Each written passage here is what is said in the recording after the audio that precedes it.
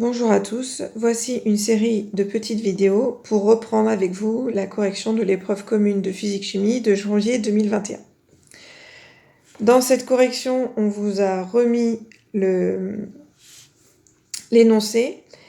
Donc vous pouvez relire à tête reposée le début de l'énoncé qui se trouve ici, où on vous explique que la sonde chinoise Change E5 a été envoyée par un lanceur qui s'appelle Long March 5, et un des moteurs du lanceur fonctionne en brûlant de la diméthylhydrazine, dont on vous donne la formule chimique ici, C2H8N2, avec du peroxyde d'azote de formule N2O4. On vous donne l'équation de cette transformation qui se lit comme suit.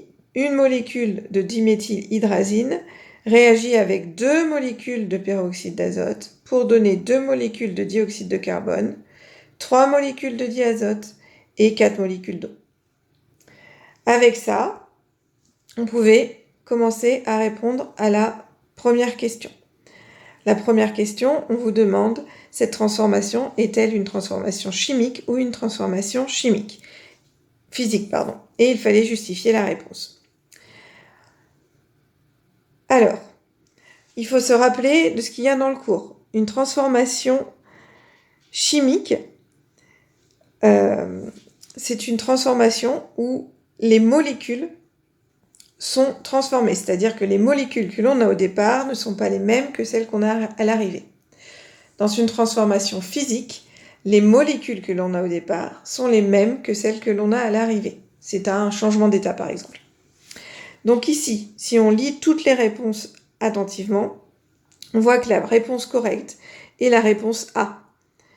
Cette transformation est une transformation chimique, car les molécules que l'on a au départ ne sont pas les mêmes que les molécules que l'on a à la fin de cette transformation. Et, pour l'utilisation du vocabulaire, il y a eu une redistribution d'atomes.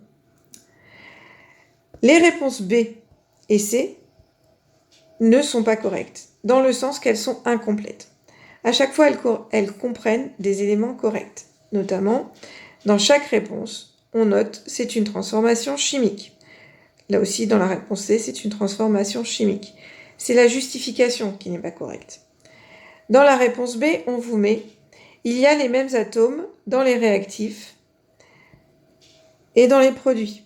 Seulement, cette justification n'est pas complète, car le fait qu'il y ait les mêmes atomes dans les réactifs et dans les produits, c'est aussi le cas pour une transformation physique. Donc, cette justification ne prouve rien. Dans la réponse C, on nous met comme justification le diméthylhydrazine a une formule chimique. Cette justification n'a vraiment pas grand sens en chimie. En effet, toute la matière que l'on trouve autour de nous, quelle qu'elle soit, peut s'écrire avec une formule chimique. Donc, dire que le diméthylhydrazine a une formule chimique, ça ne prouve rien du tout. Ça n'a même vraiment pas beaucoup de sens. Donc là encore, c'est la réponse A qui est correcte.